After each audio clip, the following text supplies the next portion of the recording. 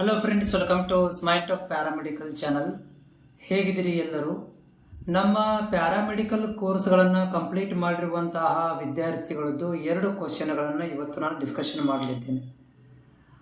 ಅಭ್ಯರ್ಥಿಗಳೇ ನೋಡಿ, ಈಗಾಗಲೇ ಪ್ಯಾರಾಮೆಡಿಕಲ್ ಕೋರ್ಸ್ಗಳನ್ನು ಕಂಪ್ಲೀಟ್ ಮಾಡಿದ್ದೀರಿ, ಮುಂದೆ ಹೈಯರ್ ಎಜುಕೇಷನ್ ಸಲುವಾಗಿ ಕಾಯ್ತಾ ಇದ್ದೀರಿ. ಅಂದರೆ allied health sciences lateral entry ಅಂತ ಕರಿತೀವಿ. ನಿಮಗೆ ಯಾರು ಪ್ಯಾರಾಮೆಡಿಕಲ್ ಕೋರ್ಸ್ ಕಂಪ್ಲೀಟ್ ಮಾಡಿರ್ತೀರಿ ಅವ್ರು ಹೈಯರ್ ಎಜುಕೇಷನ್ ಮಾಡ್ಕೋಬೇಕಂತಂದ್ರೆ ಲ್ಯಾಟ್ರಲ್ ಎಂಟ್ರಿ AHS ಅಂತ ಅಪ್ಲಿಕೇಶನ್ಗಳನ್ನು, ಗೌರ್ಮೆಂಟ್ ಅಪ್ಲಿಕೇಶನ್ಗಳನ್ನು ಬೇಕು ಅಂತಂದರೆ ಗೌರ್ಮೆಂಟ್ ಫೀಸ್ 18,000 ರೂಪಾಯಿ ಒಳಗಡೆ ಅಡ್ಮಿಷನ್ ಪಡ್ಕೋಬೇಕಿತ್ತು. ಗೌರ್ಮೆಂಟ್ ಕಾಲೇಜುಗಳಲ್ಲಿ ಅಡ್ಮಿಷನ್ ತಗೋಬೇಕಿತ್ತು ಅಥವಾ ಗೌರ್ಮೆಂಟ್ ಅಪ್ಲಿಕೇಶನ್ ಹಾಕಿ ಪ್ರೈವೇಟ್ ಕಾಲೇಜುಗಳಲ್ಲಿ ಅಡ್ಮಿಷನ್ ತಗೋಬೇಕಿತ್ತು ಅಂತಂದರೆ ನಿಮ್ಮಗಳಿಗೆ KE ಮೂಲಕ ಪ್ರತಿ ವರ್ಷನೂ ಕೂಡ ಆಗಸ್ಟ್ ಒಳಗಡೆ ಅಲ್ಲ, ಆಗಸ್ಟ್ ನಂತರ ಅಪ್ಲಿಕೇಶನ್ಗಳನ್ನು ರಿಲೀಸ್ ಮಾಡ್ತಾರೆ. ಅದಕ್ಕೆ ಸಂಬಂಧಪಟ್ಟಂಥ ಎಲ್ಲ ಮಾಹಿತಿಗಳನ್ನು ನಮ್ಮ ಸ್ಮೈಲ್ ಟಾಕ್ ಪ್ಯಾರಾಮೆಡಿಕಲ್ ಯೂಟ್ಯೂಬ್ ಚಾನಲಲ್ಲಿ ನಾನು ಪ್ರತಿ ವರ್ಷನೂ ಕೂಡ ಅಪ್ಡೇಟ್ ಮಾಡ್ತಾ ಬಂದಿದ್ದೀನಿ. ಈ ವರ್ಷ ಕೂಡ ಮಾಡ್ತೇನೆ. ಚಾನಲ್ ನೋಡ್ತಾ ಇದ್ದರೆ ಚಾನಲ್ ಫಾಲೋ ಮಾಡ್ಕೊರಿ, ನಿಮಗೆ ಹೆಲ್ಪ್ಫುಲ್ ಆಗುತ್ತೆ ಅಡ್ಮಿಷನ್ ಆಗಲಿಕ್ಕೆ. ನೋಡಿ, ಅಪ್ಲಿಕೇಶನ್ಗಳನ್ನು ಆಗಸ್ಟ್ ನಂತರನೇ ರಿಲೀಸ್ ಮಾಡುವಂಥದ್ದು. ಆವಾಗಲೇ ಏನಾಗುತ್ತೆ, ಆನ್ಲೈನ್ ಅಪ್ಲಿಕೇಶನ್ನು, ಆನ್ಲೈನ್ ಕೌನ್ಸಿಲಿಂಗ್ ಆಗುತ್ತೆ, ಆನ್ಲೈನ್ ಡಾಕ್ಯುಮೆಂಟ್ ವೆರಿಫಿಕೇಶನು, ಕಾಲೇಜ್ ಸೆಲೆಕ್ಷನ್ ಎಲ್ಲ ಕೂಡ ಆನ್ಲೈನ್ ಮುಖಾಂತರ ಆಗುತ್ತೆ. ಅದಕ್ಕೆ ಸಂಬಂಧಪಟ್ಟಂಥ ಮಾಹಿತಿಗಳನ್ನ ಮುಂದಿನ ದಿನಗಳಲ್ಲಿ ಯಾವಾಗ ಅಪ್ಲಿಕೇಶನ್ ಓಪನ್ ಆಗುತ್ತೆ ಆವಾಗ ನಿಮಗೆ ಒದಗಿಸಿ ಕೊಡ್ತೇನೆ. 2ನೇ ಕ್ವಶನ್ ನೋಡಿ ಸರ್, ಈಗ ನಾವು DMLT ಕೋರ್ಸ್ಗಳನ್ನು ಕಂಪ್ಲೀಟ್ ಮಾಡಿದ್ದೀವಿ. ನಾವು ಈಗ DMLT ಕೋರ್ಸ್ ಬದಲಿ ನಾವು BSc ಒಳಗಡೆ ಏನಾದರೂ ಬೇರೆ ಕೋರ್ಸ್ ಮಾಡ್ಬೋದಾ ಅಂತ ನಿಮ್ಮ ಕ್ವಶನ್.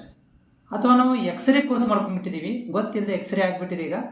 ಆದರೆ ನಾವು BSc ಒಳಗಡೆ ಚೇಂಜ್ ಮಾಡ್ಕೋಬೋದಾ? ಉದಾಹರಣೆಗೆ ಈಗ ನಾವು DMLT ಮಾಡಿದವರು BSc OT ಮಾಡ್ಬೋದಾ? DMLT ಮಾಡಿದವರು BSc ಎಕ್ಸ್ರೇ ಟೆಕ್ನಾಲಜಿ ಮಾಡ್ಬೋದಾ? BSc ಕೋರ್ಸ್ ಮಾಡಿ ನಾವು BSc ಒಳಗಡೆ ಬೇರೆ ಯಾವ್ದಾದ್ರು ಕೋರ್ಸ್ ಮಾಡ್ಬೋದಾ ಅಂತ ನಿಮ್ಮ ಪ್ರಶ್ನೆ ಆಗಿದ್ದರೆ ಅದಕ್ಕೆ ಇಲ್ಲಿ ಬರುವುದಿಲ್ಲ. ನೀವು DMLT ಮಾಡಿದರೆ BSc MLTನೇ ಮಾಡಬೇಕು, DDT ಮಾಡಿದರೆ BSc DT ಮಾಡಬೇಕು, DMIT ಮಾಡಿದರೆ BSc MIT ಮಾಡಲೇಬೇಕು. ಬೇರೆ ಕೋರ್ಸ್ಗಳನ್ನು ಇದು ತೆಗೆದುಕೊಳ್ಳಲಿಕ್ಕೆ ಬರೋಂಗಿಲ್ಲ. ಆ ಥರ ರೂಲ್ಸು ಕೂಡ ರಾಜೀವ್ ಗಾಂಧಿ ಯೂನಿವರ್ಸಿಟಿಯಲ್ಲಿ ಇಲ್ಲದ ಕಾರಣ ನಿಮಗೆ ಆ ಒಂದು ಬೇರೆ ಬೇರೆ ಕೋರ್ಸ್ಗಳನ್ನು ತೆಗೆದುಕೊಳ್ಳಲಿಕ್ಕೆ ಬರೋಂಗಿಲ್ಲ. ಓಕೆ ರೀ. ಆಮೇಲೆ ಇನ್ನೊಂದು ಥಿಂಗ್ಸ್ ಏನಪ್ಪ ಅಂತಂದರೆ, ನಿಮ್ಮ ಫ್ರೆಂಡ್ಸ್ಗಳಿಗೆ ಕೂಡ ನಮ್ಮ ಚಾನಲ್ ಶೇರ್ ಮಾಡಿರಿ. ಅವ್ರಿಗೂ ಕೂಡ ಗೌರ್ಮೆಂಟ್ ಮುಖಾಂತರ ಪ್ರೈವೇಟ್ ಕಾಲೇಜಲ್ಲಿ ಅಡ್ಮಿಷನ್ ಆಗಬೇಕಂತಂದರೆ ಪ್ರಯತ್ನ ಮಾಡ್ಬೋದು. ಇನ್ನೊಂದು ಕ್ವಶನ್ ಇದೆ, ನನಗೆ ಈಗ ನೆನಪು ಬಂತು. ನಾವು ಗೌರ್ಮೆಂಟ್ ಅಪ್ಲಿಕೇಶನ್ ಹಾಕಿ ಎಕ್ಸ್ಟರ್ನಲ್ ಮೋಡಲ್ಲಿ ಡೈರೆಕ್ಟ್ ಎಕ್ಸಾಮಿಗೆ ಹೋಗ್ಬೋದಾ ಅಂತ ನೀವು ಕೇಳ್ತಿರುವಂಥದ್ದು. ನೋಡಿ, ಯಾವುದೋ ಗೌರ್ಮೆಂಟ್ ಕಾಲೇಜಲ್ಲಿ ಎಕ್ಸ್ಟರ್ನಲ್ ಟೈಪು ಡೈರೆಕ್ಟ್ ಅಡ್ಮಿಷನ್ಗೆ ಅನುಮತಿಗಳನ್ನು ಕೊಡೋಂಗಿಲ್ಲ. ಆದರೆ ಒಂದಷ್ಟು ಕಾಲೇಜುಗಳು ದುಡ್ಡಿಗೋಸ್ಕರ ನಿಂತಿರುವಂಥ ಕಾಲೇಜುಗಳಲ್ಲಿ ಅಥವಾ ಬಡ ವಿದ್ಯಾರ್ಥಿಗಳಿಗೆ ಹೆಲ್ಪ್ ಆಗಲಿ, ಕೆಲಸ ಮಾಡ್ತಾ ಎಕ್ಸಾಮ್ ಬರಲಿ ಅನ್ನುವಂಥ ಒಂದಷ್ಟು ಒಳ್ಳೆಯ ಕಾಲೇಜುಗಳಲ್ಲಿ ನೀವು ಮಾತಾಡ್ಕೋಬೇಕಾಗತ್ತೆ, ಅಲ್ಲಿ ಹೋಗಿ ಡೈರೆಕ್ಟ್ ಕೇಳ್ಕೋಬೇಕಾಗತ್ತೆ. ರಾಜೀವ್ ಗಾಂಧಿ ಯೂನಿವರ್ಸಿಟಿ ಅಂಡರಲ್ಲಿ ಆ ರೀತಿ ಪದ್ಧತಿ ಇಲ್ಲ. ರಾಜೀವ್ ಗಾಂಧಿ ರೂಲ್ಸ್ ರೆಗ್ಯುಲೇಷನ್ ಇಲ್ಲ. ಡೈರೆಕ್ಟ್ ನಾವು ಎಕ್ಸಾಮ್ ಬರ್ತೀವಿ, ಎಕ್ಸ್ಟರ್ನಲ್ ಮಾಡ್ಕೊತೀವಿ ಅಂತ ಅನ್ನೋದು ರೂಲ್ಸ್ ಇಲ್ಲ. ಅದು ನಿಮ್ಮ ಹೊಂದಾಣಿಕೆ, ಕಾಲೇಜು ಮತ್ತು ನಿಮ್ಮ ನಡುವಿನ ಹೊಂದಾಣಿಕೆ ಇರೋದರಿಂದ ಇದರ ಬಗ್ಗೆ ನಾನು ಓಪನ್ ಆಗಿ ಮುಕ್ತವಾಗಿ ಮಾತಾಡಲಿಕ್ಕೆ ಆಗೋದಿಲ್ಲ.